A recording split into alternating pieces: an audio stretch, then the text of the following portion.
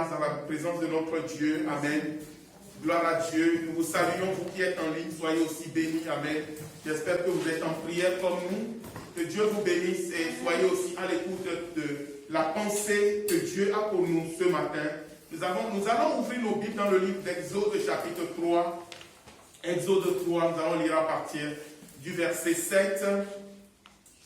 Nous attarderons beaucoup plus sur le chapitre 4, mais commençons par le chapitre 3. Exode 3, à partir du verset 7. L'Éternel dit: j'ai vu la souffrance de mon peuple qui est en Égypte, et j'ai entendu les cris que lui font pousser ses oppresseurs, car je connais ses douleurs.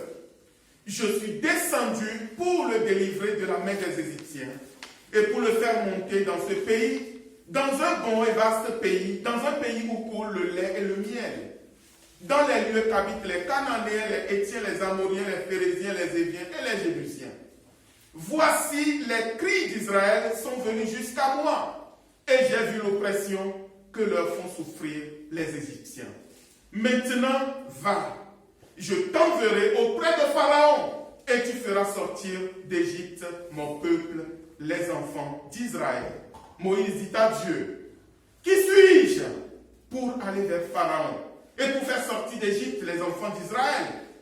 Dieu dit: je serai avec toi, et ceci sera pour toi le signe que c'est moi qui t'envoie. Quand tu auras fait sortir d'Égypte le peuple, vous servirez Dieu sur cette montagne. Moïse dit à Dieu: j'irai donc vers les enfants d'Israël, et je leur dirai: le Dieu de vos pères m'envoie vers vous. Mais s'ils me demandent quel est son nom, que leur répondrai-je? Dieu dit à Moïse: je suis celui qui suis. Et il ajouta: c'est ainsi que tu répondras aux enfants d'Israël. Amen. Donc, ainsi de suite, je continue jusqu'au verset 20. La Bible dit, Dieu dit, verset 19, je sais que le roi d'Égypte ne vous laissera point aller si ce n'est pas une main puissante. J'étendrai ma main et je frapperai l'Égypte de toutes sortes de prodiges que je ferai au milieu d'elle. Après quoi, il vous laissera aller. Amen. Verset 21. Je ferai même trouver grâce à ce peuple aux yeux des Égyptiens, et quand vous partirez, vous ne partirez point à vide. Chaque femme demandera à sa voisine et à celle qui demeure dans sa maison des vases d'argent, des vases d'or, des vêtements que vous mettrez sur vos filles et vos fils, et vous dépouillerez les Égyptiens. Amen. Amen. Voilà un peu, nous connaissons l'histoire de Moïse. J'aimerais ce matin parler de l'appel. Amen. Dieu a un appel pour nous. Dieu voulait délivrer. Je ne suis pas là pour prêcher, parce qu'on priera après. Amen. Amen. Dieu a un appel pour nous. Dieu avait appelé Moïse pour aller sortir les enfants d'Israël de l'Égypte. C'est Dieu qui a vu la souffrance de son peuple. Mais malgré tout ce que nous venons de lire, Dieu a donné des paroles fortes à Moïse. Amen. Amen. Dieu a donné des paroles puissantes à Moïse. Mais, vous savez, l'homme doute. L'homme n'a pas la foi. L'homme est timide. L'homme ne croit pas en ses capacités. L'homme ne sait pas que Dieu veut l'utiliser. Amen. Et au chapitre 4, j'aimerais avancer vite. Nous allons continuer au chapitre 4. Moïse répondit, il dit, voici, j'ouvre une parenthèse. Ma femme m'a fait une remarque qui m'a fait plaisir la dernière fois. Elle me dit, c'est très bien qu'on lit la parole de Dieu à l'église. Il dit, ah, est-ce que tu veux dire par là? Il dit, oui. Il dit, mais on lit beaucoup de versets. On lit beaucoup de versets. On ne pioche pas juste des versets à gauche, à droite, tant. Non. On lit les passages. Et je dis, développe ta pensée. Il dit, mais tu ne vois pas qu'on ne lit plus la parole de Dieu dans les prédications? Ah, ça m'a fait tilt. Maintenant, quand les pasteurs prêchent, on ne lit plus la parole. On va juste citer quelques versets à gauche, à droite. Mais chacun prêche ce qui lui vient lui-même de son cœur. Mais la parole de Dieu doit être lue. Alléluia. Vous savez, à l'époque, dans l'Ancien Testament, à l'époque, il n'y avait pas de prédication, on prenait le livre et on le lisait devant l'assemblée. On lisait juste le livre devant l'assemblée, du matin jusqu'au soir. Allez lire les Néhémie, les Esdras. On lisait le livre devant le peuple, amen. Donc nous devons lire la parole de Dieu. Amen. Moi, toute ma prédication ne vaut rien. La parole, elle vaut tout. Amen. Alléluia. Amen. Donc nous allons prendre le chapitre 4. Alléluia. Amen. Nous allons le lire. Merci Seigneur. Amen. Moïse répondit et dit, voici, ils ne me croiront point. Ils n'écouteront pas ma voix, point ma voix. Mais ils diront, l'Éternel ne t'est point apparu. L'Éternel lui dit, qu'y a-t-il dans ta main? Il répondit, une verge. Oh Jésus. L'Éternel dit, jette-la par terre. Il la jeta par terre. Et elle devint serpent. Moïse fuyait devant lui. L'Éternel dit à Moïse, étends ta main. Saisis-la par la queue. Il étendit sa main et saisis-le par la queue. Saisis-le par la queue. Il étendit la main et le saisit. Et le serpent redevint une verge dans sa main. C'est là, dit l'Éternel, ce que tu feras, afin qu'ils croient que l'Éternel, le Dieu de leur père, t'est apparu. Le Dieu d'Abraham, le Dieu d'Isaac et le Dieu de Jacob. L'Éternel lui dit encore, mets ta main dans ton sein. Il mit sa main dans son sein. Puis il la retira. Et voici, sa main était couverte de lèpre, blanche comme la neige. L'Éternel dit, remets ta main dans ton sein. Il remit sa main dans son sein. Puis il la retira de son sein. Et voici, elle était redevenue comme sa chair. Verset 8. S'ils ne te croient pas, dit l'Éternel, et n'écoutent pas la voix du premier signe, ils croiront à la voix du dernier signe. S'ils ne croient pas même à ces deux signes, et n'écoutent pas ta voix, alors tu prendras de l'eau du fleuve, et tu la répandras sur la terre, et l'eau que tu auras prise du fleuve deviendra du sang sur la terre. Alors Moïse dit à l'Éternel, ah Seigneur, je ne suis pas un homme qui ait la parole facile, et ce n'est ni d'hier ni d'avant-hier, ni même depuis que tu parles à ton serviteur, que j'ai la bouche et la langue embarrassées. L'Éternel dit, qui a fait la bouche de l'homme, et qui rend muet ou sourd, voyant ou aveugle? N'est-ce pas moi l'Éternel? Va donc, alléluia, je serai avec ta bouche, je t'enseignerai ce que tu auras à dire. Moïse dit, ah Seigneur, envoie qui tu voudras envoyer. Alors la colère de l'Éternel s'enflamma contre Moïse. Et il dit, n'y a-t-il pas ton frère Aaron, le Lévite? Je sais qu'il parlera facilement. Le voici lui-même qui vient au-devant de toi. Et quand il te verra, il se réjouira dans son cœur. Tu lui parleras et tu mettras les paroles dans sa bouche. Et moi je serai avec ta bouche et avec sa bouche. Et je vous enseignerai ce que vous aurez à faire. Il parlera pour toi au peuple. Il te servira de bouche et tu tiendras pour lui la place de Dieu. Amen. Prends dans ta main cette verge avec laquelle tu feras les signes. Amen. Amen. Merci Seigneur pour ta parole. Merci Seigneur pour ta parole. Ce matin, Dieu m'a envoyé nous parler. Nous pouvons faire quelque chose. Bien-aimés, nous pouvons faire quelque chose. Je suis là ce matin pour parler de notre Église. Alléluia. Je suis là ce matin pour parler de la croissance de notre Église. Je suis là ce matin pour dire que Dieu voit quelque chose entre tes mains. Le Seigneur nous appelle pour aller délivrer son peuple. Dieu nous appelle pour aller délivrer ceux qui lui appartiennent. Amen. Vous savez, les enfants d'Israël, ce n'étaient pas des gens vraiment sympas. Quand ils étaient en Égypte, là. Non. Ils ont appris les caractères, les comportements, les attitudes, les façons de faire de l'Égypte. C'est un peuple qui ne connaissait même pas le Dieu de leur père. Parce que Moïse lui-même, il était là-bas, il est né là-bas, il est sorti de là. Il dit, mais quand je vais aller, je vais leur raconter. Je vais leur dire quoi? Que c'est qui m'envoie? Est-ce que vous suivez? Mais bien que ce peuple ne connaisse pas l'Éternel, l'Éternel les aime. L'Éternel a un plan pour eux. L'Éternel veut les sauver. Amen. Et c'est la même chose qu'il veut faire avec nous. Amen. Dieu veut nous utiliser, bien-aimés, pour amener plusieurs dans son royaume. Dieu veut se servir de chacun d'entre nous. Alléluia. Je bénis Dieu pour vous qui êtes là ce matin. Et je bénis Dieu pour ceux qui sont même en ligne. Alléluia. Dieu veut nous utiliser pour ramener plusieurs à lui. Dieu a donné beaucoup de paroles à Moïse, beaucoup de paroles encourageantes. Je serai avec toi, ainsi de suite. Mais Moïse a passé son temps à contredire la parole de Dieu. Moïse a passé son temps à contester la parole de Dieu.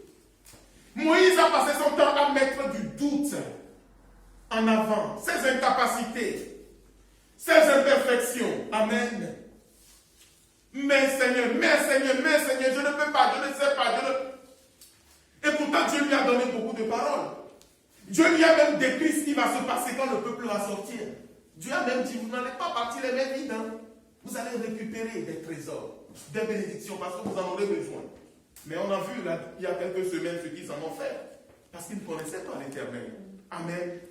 Et dans sa contestation, donc dans le chapitre 4, alors que Moïse était en train de contester avec Dieu, verset 2, l'Éternel lui dit, qu'y a-t-il dans ta main? Qu'y a-t-il dans ta main? Qu'y a-t-il dans ta main? Bien aimé, c'est cette question que Dieu nous pose à chacun d'entre nous ce matin. Qu'est-ce que tu as entre les mains? Vous savez, Moïse est un loser. Moïse est un mauvais perdant. Moïse avait vraiment à cœur de servir l'Éternel. Vous savez, Moïse est né en Égypte. Moïse avait entendu les histoires de ce Dieu d'Israël. Moïse avait appris qu'ils étaient un peuple à part. Et Moïse avait à cœur de délivrer son peuple. Mais il y est allé de manière maladroite. Il y est allé parce qu'il n'était pas prêt. Il a tué un homme. Il a tué un homme et Dieu ne veut pas qu'il y ait du sang versé. Et à cause de ce meurtre, même son peuple, il y avait un jour une histoire entre deux Hébreux et il est venu pour les séparer et l'un lui dit, mais l'autre que tu as fait enterrer précipitamment là, tu veux que je parle? Est-ce que tu veux que je parle? Et Moïse a pris peur. Et c'est comme ça qu'il s'est enfui. Donc voilà un homme qui a fui l'Égypte. Voilà un homme qui est devenu un simple berger. Voilà un homme à qui Dieu vient apparaître, un simple berger, découragé.